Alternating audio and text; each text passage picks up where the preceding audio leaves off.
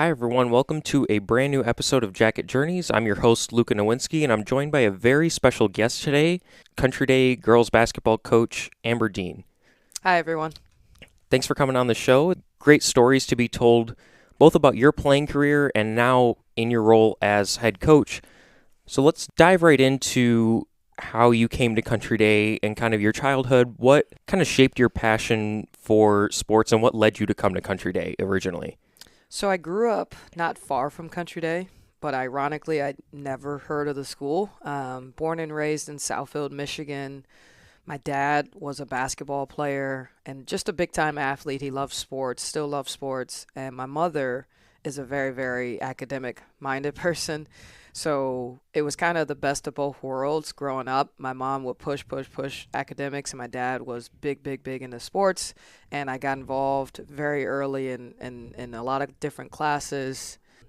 Was somewhat high level academic because of my mother, and then played soccer, played softball, played volleyball, but fell in love with basketball. And by the time I reached middle school, my parents were obviously thinking about high school, and friends of friends and people who knew Frank Orlando, legendary coach at basketball coach at Country Day, got in touch with my parents, put us through the application process, and the more we all learned about Country Day, my family and I, it was again just the best. I mean, the pull toward the academics, the pull toward the athletics, and the relationship between the two, sound mind and the sound body.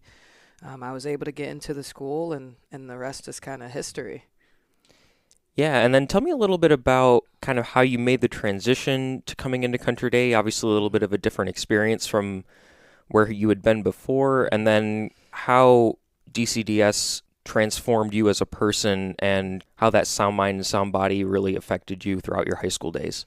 Sure. So, with high school in mind, and knowing that I was a super introverted kid and I didn't really want to leave my friends that I grew up with in Southfield Public Schools, my parents actually decided to put me in a Country Day a year early. I came in eighth grade to get adjusted and make some friends, and it was an adjustment for sure. For the first couple months, I I thought I was a smart kid, and I thought I was super good at sports. I thought I was extroverted and was able to make friends. And then all of a sudden, I come to a new school and I'm challenged in all of those areas. I'm challenged socially, academically, and athletically. There are kids that were better than me, faster than me, smarter than me. And my parents just told me to kind of double down and take advantage of that, learn from those people, welcome those challenges.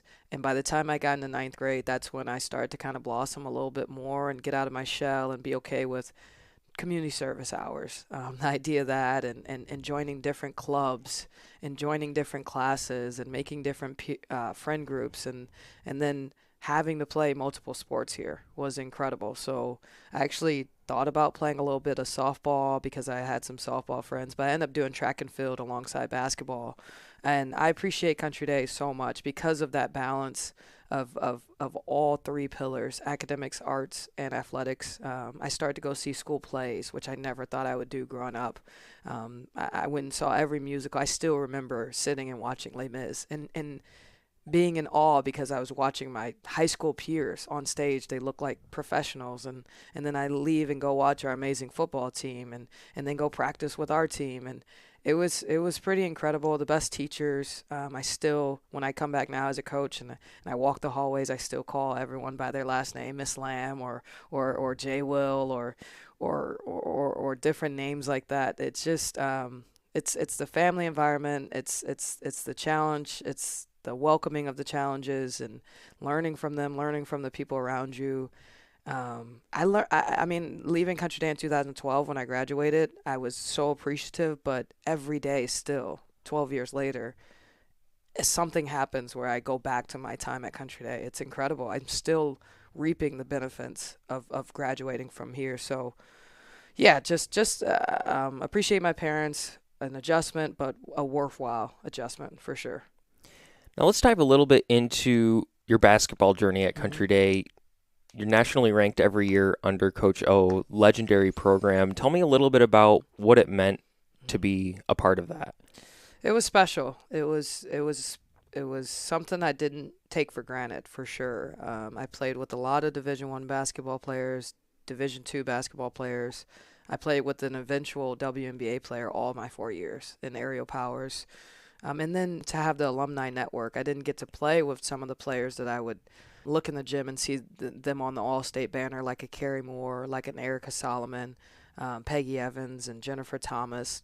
But to just know those players and know that they came through this program, and I get to wear that same uniform. I get to sit on the same bench. I get to be coached by the same person that helped elevate them.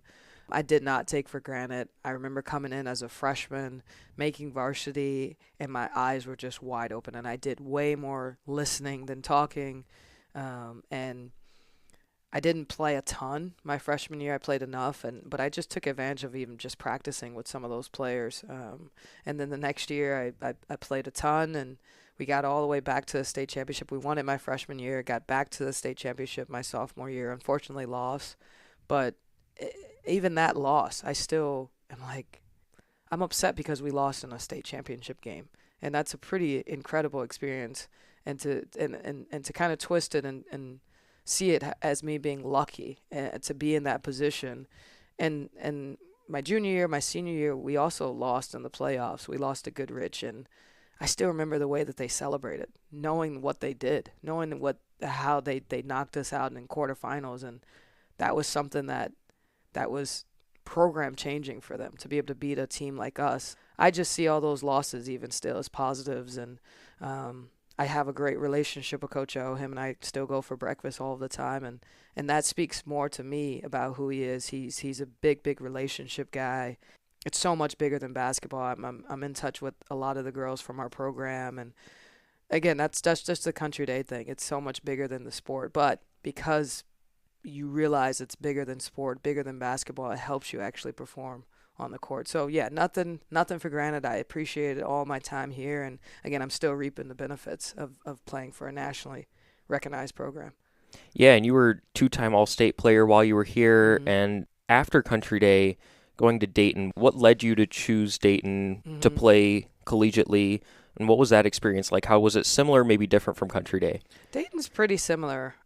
Toward yeah, those two All-State years, playing here.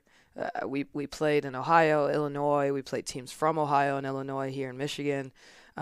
We played on a national kind of caliber level, so I got kind of some exposure, and I appreciate Coach O for that. Obviously, AAU helped with that as well, but I I could have went to some bigger schools. I was getting recruited by some bigger SEC schools, Big Ten schools, but there was just something about Dayton that reminded me of Country Day, just the kind of family feel, small environment. Um, Definitely the balance between academics and athletics, and the coach there and the coaching staff there just basically, I don't want to say convinced me, but they communicated with me that there were going to be challenges, and we're a mid-major program, and we want to prove something, kind of that chip on our shoulder mentality. And I like that because Country Day challenged me, and I saw the benefits of that, and I was very, very much attracted to the thought of, oh, more challenges. I love that. I want to be challenged. I want that chip on my shoulder. So my time at Country Day helped make that decision going to Dayton. And yeah, we were a mid-major program, still are. I'm a Dayton Flyer through and through. I can remember going to the Elite Eight my junior year. That was incredible. And again, it felt a lot like the wins that we would get here. There were some talented players on our team, but there was no ego. We had one thing on our mind. We were trying to go win, and then after we'd win, we'd be all studying on the bus ride home. It reminded me again a lot of Country Day, and 3 hours away from here, so my parents got to just about every home game, which was cool. Played a good schedule every year, and just like here, those some of those girls are my best friends. Yeah, you faced some challenges during your collegiate days, injured your senior year, and then Mhm. transferring to Indiana. How'd you kind of navigate through those difficult times, and what experiences do you look back on that helped you get through those times? Yeah, so we had a sports psychologist there. Her name's Becky Cook, and I'm very very grateful for her.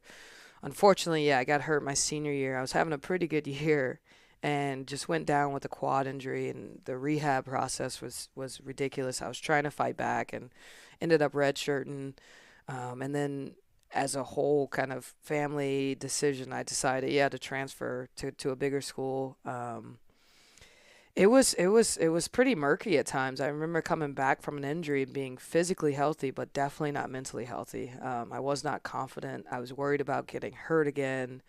I was very insecure about every movement pattern. If anyone hit me, that's the injury was actually a knee to my quad, and I had gotten it all the time. I got kneed in the quad all the time, but this one just did not heal properly. It was swollen.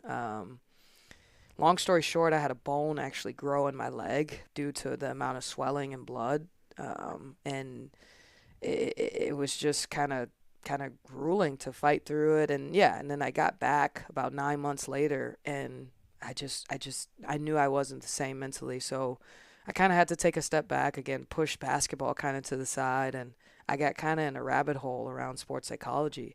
I started Googling how to be more confident coming back from injury, and there are tons of tools out there, visualization, imagery, positive self-talk that I had never heard of. Maybe heard of very loosely, but definitely not in depth. And I started to do those things every day. I downloaded Headspace and started meditating, something that I never thought I would do or have to do. And then I voiced my concerns, like I said, to Becky Cook, and she agreed on a lot of those tools that I mentioned. Her and I visualized together. She put positive affirmations together for me, and her and I met all of the time. She's now the sports psychologist at Illinois, so her and I are still in touch, and yeah, just those things really really helped me through that. Definitely talking to my family, talking to my teammates helped me, and it was the biggest challenge of my life coming back from an injury, and I had to remind myself that those small challenges and obstacles that I faced earlier on, this is no different, and meaning that if this is the biggest challenge, it's also going to reap the biggest reward, and it was hard during the time, but I do appreciate those moments looking back. Yeah, now after college, you went overseas to play professionally. Tell me a little bit about that journey and kind of how that transitioned you from player to coach. Yeah. So I decided that, yeah, once I got healthy mentally, I was fine physically. I kind of felt confident playing again, so decided to go to Ireland and play semi-pro there, which was an awesome experience. And it went really well actually. But more than that, I mean, a part of my contract was to coach. As a player coming from here, I had to actually coach younger teams. That's a philosophy overseas within a lot of clubs. They want their American players helping young players from Europe to learn the game, the American style of the game. And I did not want to coach. I just want to play. But that was a part of my contract, and I coached two teams as an assistant, and I loved the girls, and I loved coaching, and they loved me, and it was just a great relationship, and I hated it because it meant, okay, maybe I am meant to coach, and start to kind of take away from my attention from basketball, and that contract ended. I just played a year there, went to Cardiff and played 3 years, and and the contract was the exact same. I had to coach teams, and for 2 years I coached the under 16 team in Cardiff. And that was a great experience. It wasn't all about wins. We struggled to actually get wins, but the girls developed over time. And then my final year in Cardiff, I actually was the head coach of the under 18 team. And that was a pretty cool experience. Those girls had some talent, really good team. We did get some wins, but yeah, I was able to, similar to Country Day, again going back to Country Day, I had to balance things. I was a basketball player. I was studying at the time. I was studying sports psychology, and I had to coach. And I was used to that time management. But more than anything, I fell in love with coaching. And this opportunity came up during my time. I was actually in the final months of my contract, and the club knew that I was going to come back home to work, and I was reaching out to different schools and different people here to see if I could work within that realm of sports psychology within the school. And Mr. Cooper reached back out to me with the head coaching job opportunity, and I couldn't pass it up. So that's how I ended up back here. Yeah, so now coming back as the head coach of the program that you played for, trying to continue that legacy, what really drew you back to Country Day Yep. to coach here? What what did it mean to get that opportunity, and how did you feel going into it? The first feeling I got was nerves, and I knew that meant that I was supposed to do it. There was this nervousness, this excitement, the possibility, but knowing that it was a big risk because of the legendary Frank Orlando and having to fill his shoes. But I made it my goal that I wasn't going to try to fill his shoes. That's impossible. I'm never going to be Coach O. I want to take things that Coach O did. I want to take some tools and even some of his plays I use that I remember and his coaching style. Some things I learned from him, but I'm never going to be Coach Orlando, and he knows that. I know that. Um, and that's not what it's about. I know it's a new generation of kids, and but I wanted to give back to a community that gave so much to me. That was my number one thing. Is how can I impact this community the way that it did, that it impacted me? Can I give everything that I have the same way this school gave everything to me and change my life? How can I change the lives of the girls that I coach?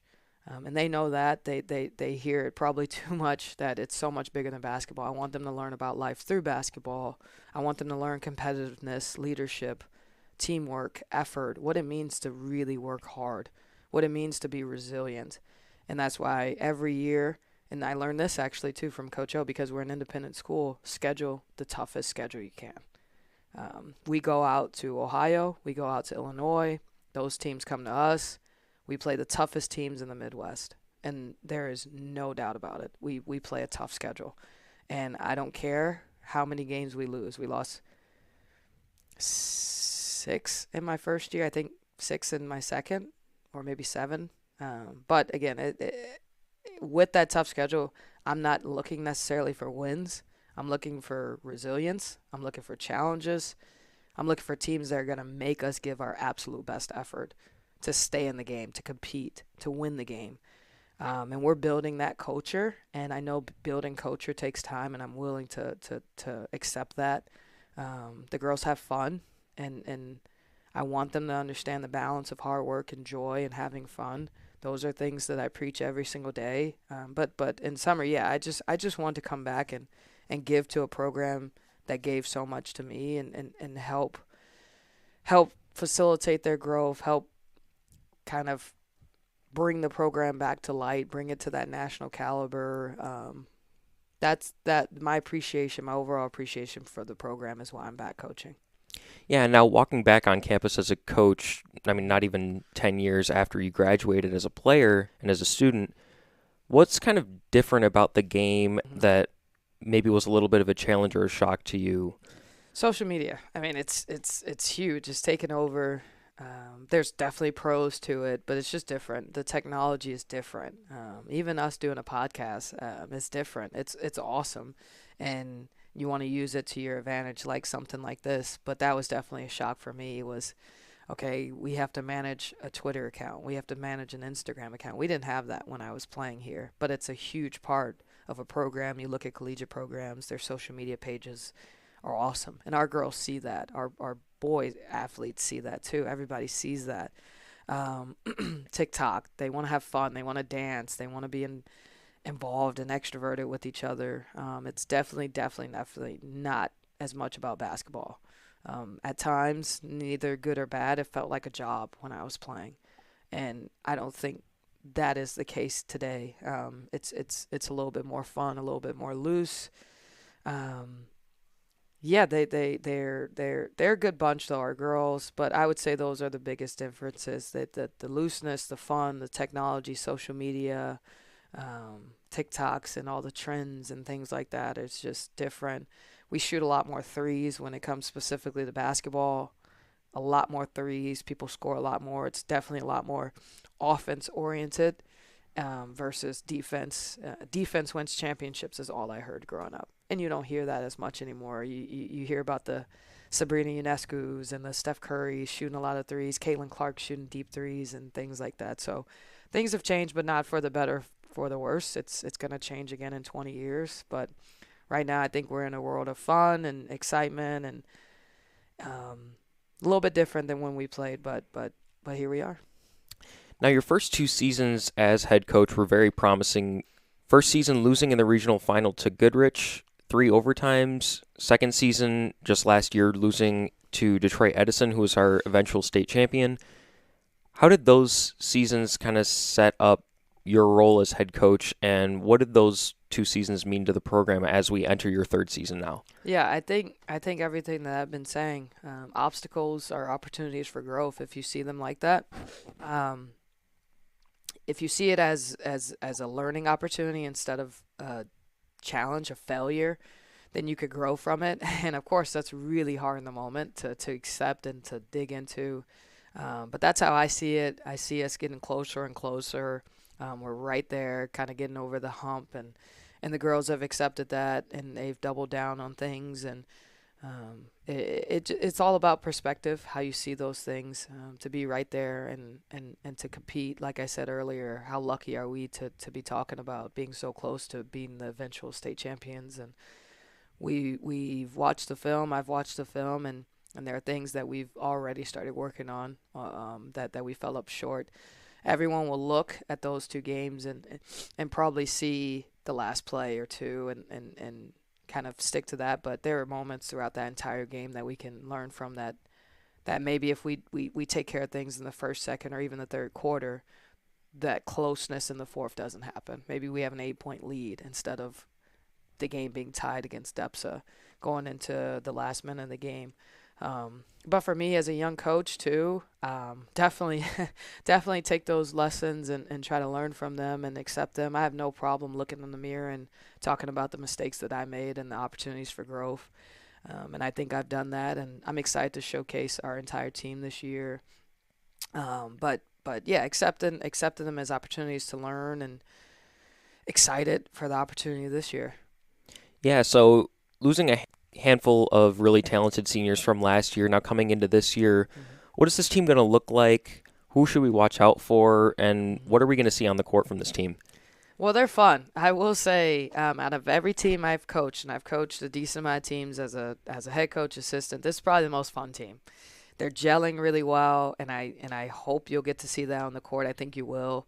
They like to laugh. They like to be free, but they play with pace. We want to play with pace this year, even though we're a smaller team, just 10 of us. We want to get up and down the court. We want the fans to be engaged and excited. We want anyone watching to be excited, and pace, space, and sharing the ball. We want to move the ball a lot, move our bodies a lot. We want to make defenses hate guarding us. And luckily, we've been building that chemistry off the court where they're like best friends. They hang out all the time. They have fun together. And when we step on the court, we don't care who takes the shot. We don't care if it's me, if it's you. We have that we, not me motto.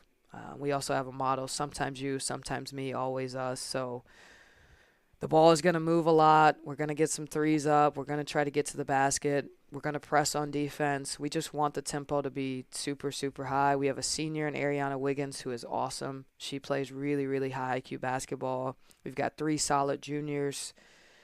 We got a talented young sophomore class that's super hungry. One of them is top 25 in the country in Cece Rico. And we've got some awesome hungry freshmen too. I call them rookies. We've got three of them.